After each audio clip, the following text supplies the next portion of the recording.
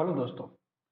आज हम एक YouTube की स्पेशल सीरीज लेके आए हैं जिसके अंदर हम न्यूमेरिकल एप्टीट्यूड की कोचिंग कराएंगे फ्री ऑफ कॉस्ट। ये जो कोचिंग है एसएससी सीजीएल या एसएससी के सारे एग्जाम को कवर करेगी, बैंक के सारे एग्जाम को कवर करेगी। एक फाउंडेशन कोर्स होगा गेट के एग्जाम्स के लिए, स्पेशली फॉर न्यूमेरिकल एप्टीट्यूड के लिए।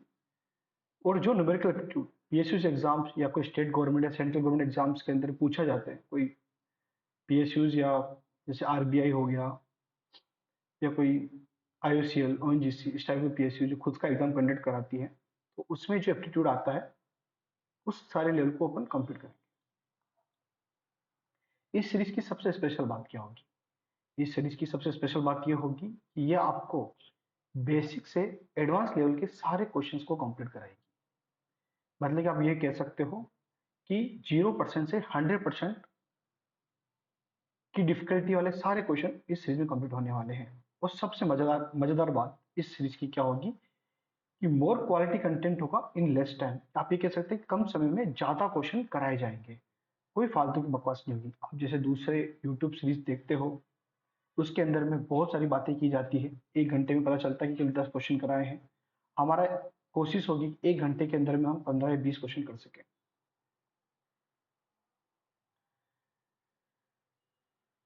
एक और अच्छी बात रहेगी इस सीरीज की, वो बात ये रहेगी, no need to buy in extra study material, all types of question will be covered. आप कुछ भी स्पेशली फॉर एप्टीट्यूड मैथमेटिक्स के लिए कुछ भी अलग से कुछ किताब या कोई नोट्स कोई जेरोक्स मटेरियल कुछ भी नहीं खरीदना पड़ेगा दोस्तों।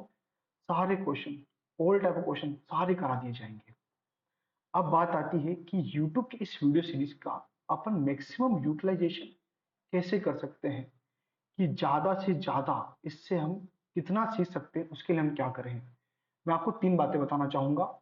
इसमें पहली बात होगी कि जब भी कोई क्वेश्चन आपकी स्क्रीन के सामने आता है, वीडियो को पॉज करो। पॉज करके उस क्वेश्चन को आप खुद से सोल्व करो, खुद से करो एक बार आप। ठीक है, उसका आंसर निकालो और थोड़ा आगे बढ़ा के जो मैंने आंसर निकाला है आपके आंसर को मैच करो। ठीक है, अगर आपको लगता है कि आपका आंसर सही है, मेरा आंसर भी सही सही आया आपका आंसर, और आपको ज्यादा समय उस क्वेश्चन में नहीं लगाना है, तब अगले क्वेश्चन की तरफ चले जाइए। तो इससे क्या होगा, आपका टाइम बचेगा, बिना फालतू एक क्वेश्चन को बार बार करने की नहीं करना पड़ेगा। और अगर आपको कुछ भी क्वेश्चन लिखना है, राइट करना है, आप वीडियो को पॉज करो, उस क्वेश्चन को उतारो और आप रिज्यूम करो उस क्वेश्चन वीडियो को सीरीज को चलने दो। एक और बात, आप इस सीरीज को एज ए ऑनलाइन एग्जाम जैसे भी आप ले सकते हो, कि जब भी आप क्वेश्चन करते हो, अगर आपका आंसर सही आता है तो आपको 1 नंबर मिलेगा, अगर आपका आंसर गलत आता है तो आपके नंबर डिडक्ट होंगे, काटे जाएंगे 1/3। मान लो कि मैंने 10 क्वेश्चन सोल्व कराए, उसमें से आपके 7 क्वेश्चन सही हैं और 3 आपके गलत हैं। 7 क्वेश्चन के 1 नंबर के हिसाब से आपको 7 नंबर मिले। 3 क्वेश्चन आपने गलत किए तो 1 बाय डिडक्ट होंगे, उसके उस हिसाब से आपका 1 नंबर कम हुआ। तो 7 - 1 6 नंबर आए, तो 6 में से 10 आपको नंबर मिले। ये आपका स्कोर है। ये स्कोर आप कमेंट बॉक्स में डालो, सब अपना जेन्युइन स्कोर कमेंट बॉक्स में डालेंगे तो आपको पता चलेगा कि आपका कितना स्कोर आता है। अगली बात, आप 2 टाइप के नोट्स बनाओ, एक रफ नोट्स जिसमें आप ये सब कुछ करो वीडियो देखते हुए, उसके बाद में एक फेयर नोट्स बनाओ जो आपके फ्यूचर में रिवाइज करने के लिए काम में आएगा। तो आपको हर क्वेश्चन 2 बार करने को मिलेगा, तो आप अच्छे से पता चलेगा कि इस क्वेश्चन को कैसे किया जाना चाहिए था या आपको कैसे इस क्वेश्चन के बारे में सोचना चाहिए था। और एक सबसे अच्छी चीज जो मैं देने चाह रहा हूं इस सीरीज के अंदर में, कि on demand doubt solving session. आपको जो भी वीडियो के अंदर में जो क्वेश्चन का कोई भी डाउट हो, आप उस क्वेश्चन का नंबर और आपका डाउट कमेंट बॉक्स में लिखो। 4 या 5 या 6 दिन के बाद में जैसे मुझको टाइम मिलेगा, एक अपन ऑनलाइन यूट्यूब पे ही डाउट सॉल्विंग सेशन कंडक्ट करेंगे, जिसमें आपके क्वेश्चन को का जो डाउट है उसको बहुत ही बेहतरीन तरीके से, जितना आपको समय चाहिए उस समय दे के आपको उस सेशन को डाउट सेशन को क्लियर किया जाएगा, उस डाउट को सेशन में क्लियर किया जाएगा। ये सब कुछ फ्री ऑफ कॉस्ट है दोस्तों, कोई सब्सक्रिप्शन फी नहीं। तो हम आज पढ़ने जाएंगे यहाँ पे टाइम एंड वर्क। ये एक ये ऐसा टॉपिक है जो हर एग्जाम्स में पूछा जाता है, इसके क्वेश्चंस टाइम एंड वर्क के। लेकिन जब कोई बच्चा बिना कोचिंग से इस क्वेश्चंस को करता है तो उसको बहुत समय लगता है, और कभी कभी तो वो इनको छोड़ देता है ज्यादा समय लगाने के बाद भी। थोड़ा डिफिकल्ट है, तो हम सबसे पहले इसी पे ही स्टार्ट करेंगे, और इसको अपन कंप्लीट जीरो से एडवांस लेवल का सारे क्वेश्चन इसमें करेंगे। तो समय का वेस्टेज ना करते हुए हम पहले क्वेश्चन की तरफ बढ़ते हैं। हम लोग पहला question, first question, A can do a work in 6 days, B can do a same work in 12 days, in how many days they can complete the work if they are working together. A किसी काम को 6 दिन में करता है, B उसी काम को 12 दिन में करता है। अगर ए और बी काम को साथ में करते हैं तो कितने दिन में काम कंप्लीट हो जाएगा। अब इस क्वेश्चन को थोड़ा साइड में रखते हैं, और सबसे पहले हम एलसीएम के बारे में सीखते हैं कि एलसीएम क्या है, जो टाइम एंड वर्क के अंदर में बहुत ज्यादा काम आने वाला है एलसीएम। ये हमने स्कूल में पढ़ा है, किसी को याद होगा किसी को याद नहीं होगा। चलो ठीक है, 2, 4, 5 और 10, इनका एलसीएम। एलसीएम क्या होता है, लीस्ट कॉमन मल्टीप्लिकेशन फैक्टर। इनका एलसीएम निकालना है। इनका एलसीएम कैसे निकालेंगे, जब आप कुछ ना कुछ याद आ रहा होगा, ऐसा अपने स्कूल में किया है। एलसीएम निकालने के लिए अपन सबसे पहले जो सबसे छोटा नंबर है उससे हम सबको डिवाइड करते हैं। तो 2 से करते हैं, ये एक बार जाएगा, ये 2 बार जाएगा, ये नहीं जाएगा, ये 5 बार जाएगा, 5 टाइम्स। अब इसको फर्दर 2 से डिवाइड करते हैं, 1 time, 1 time, not possible, again not possible. इसको अगेन 5 से डिवाइड करते हैं, 1 time, 1 time, 1 time, 1 time. Multiplication of all these factors, 2 into 5 is 20। तो 2, 4, 5 एंड 10 का जो एलसीएम है वो है 20। 20 एलसीएम का मतलब क्या हुआ कि जब 20 को 2 से डिवाइड करेंगे तो कंप्लीट डिवीजन होता है 10 टाइम्स। 20 को 4 से डिवाइड करेंगे तो कंप्लीट डिवीजन होता है 5 टाइम्स। 20 को 5 से डिवाइड करेंगे तो कंप्लीट डिवीजन होता है 4 टाइम्स। 20 को 10 से डिवाइड करेंगे तो कंप्लीट डिवीजन होता है 2 टाइम्स।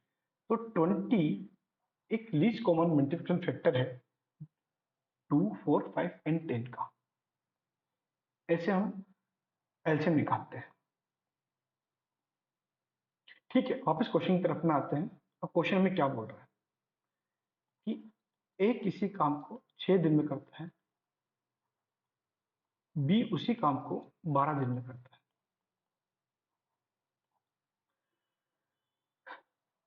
तो सबसे पहले अपन 6 और 12 का एलसीएम निकालते हैं। इनका एलसीएम कितना है, 3 एंड 6। इसको फर्दर 2 से डिवाइड किया, 3 एंड 3। 3 से डिवाइड किया, 1 एंड 1। 2 into 2 into 3, 12। इनका एलसीएम है 12। देखो, अब मान लो कि टोटल वर्क वो है 12, ए और बी का, कोई जो काम करते हैं उसका टोटल 12 है। तो हम इसका पर डे वर्क निकालेंगे एक बार।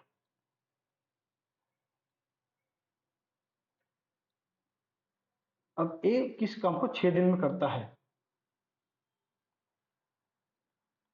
ए किस काम को 6 दिन में करता है, तो टोटल काम है 12, तो एक दिन में कितना काम करेगा।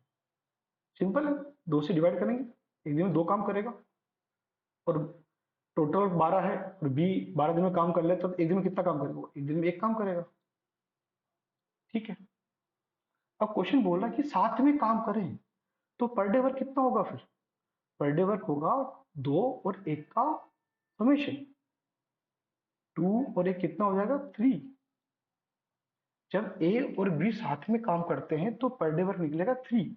अब टोटल वर्क है 12, एक दिन में काम करते हैं 3, जब 12 को 3 से भाग लगाएंगे तो आएगा 4, तो मतलब कि 4 दिन में वो काम खत्म कर लेंगे। तो अपना आंसर होगा 4 डेज। 4 डेज में ए और बी मिलके काम खत्म कर लेंगे। अगला question, A can do a work in 10 days, B can do a same work in 15 days, C can do a same work in 20 days. How many days they can complete the work if they are working together? Question ये बोलना चाह रहा है कि A किसी काम को 10 दिन में करता है, B उसी काम को 15 दिन में करता है और C उसी काम को 20 दिन में करता है। तो तीनों मिलके कितने दिन में उस काम को करेंगे? तो हमको वापस वो टोटल वर्क निकालना है, जो एलसीएम होगा,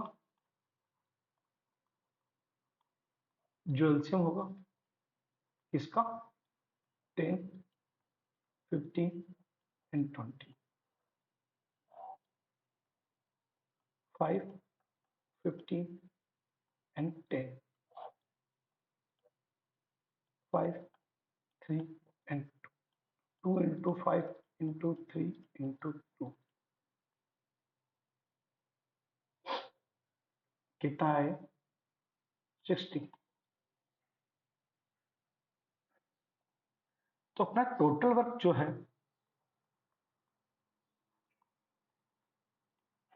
वो हमने 60 माना। अब ए, बी और सी का पर डे वर्क निकालेंगे।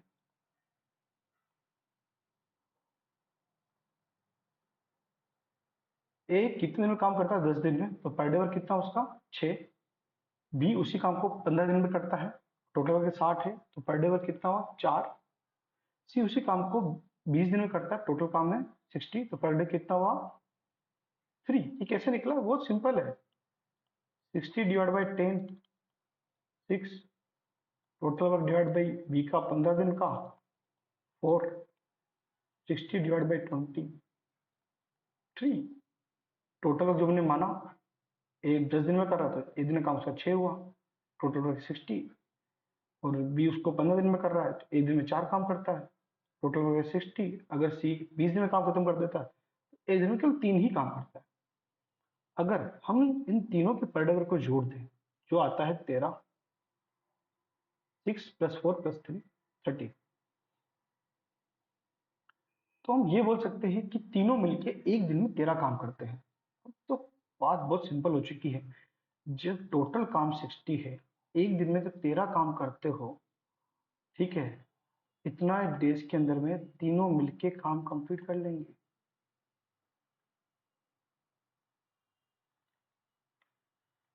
तो अपना आंसर होगा 60/13 is are, that much time they will take to complete the work. इतना समय वो लेंगे जिसमें वो काम कंप्लीट कर दे। अगला question, A can do a work in 12 days, B can do a work in 18 days, C can do a work in 24 days. How many days they can complete the work if they are working together? A किसी काम को 12 दिन में करता है, B उसी काम को 18 दिन में करता है, C उसी काम को 24 दिन में करता है। तो कितने दिन के अंदर में वो सारा काम कंप्लीट कर लेंगे? ये वापस वही क्वेश्चन है जो हमने थोड़ी देर पहले किया था। तो हम क्या करेंगे? टोटल वर्क निकालने के लिए एलसीएम लेंगे। 12, 18 एंड 24 का एलसीएम 2 से डिवाइड करेंगे, 6, 9, फर्दर 2 से डिवाइड करेंगे, 3 जाएगा नहीं, 6, 3 से डिवाइड करेंगे एक बार, 3 बार, 2 बार, इनका मल्टीप्लिकेशन कितना होगा? 2 इंटू 2 इंटू 3 इंटू 3 इंटू 2, ये अपना एलसीएम होगा। 4, 9 और 2, 36 इंटू 2, 72। तो अपन ये मानते हैं कि जो टोटल वर्क है वो 72 है, और ए, बी और सी का जो पर डे वर्क निकलेगा वो क्या होगा? 72 डिवाइड बाई 12, 6 days। बी का निकालेंगे तो वापिस 72 डिवाइड बाई 18,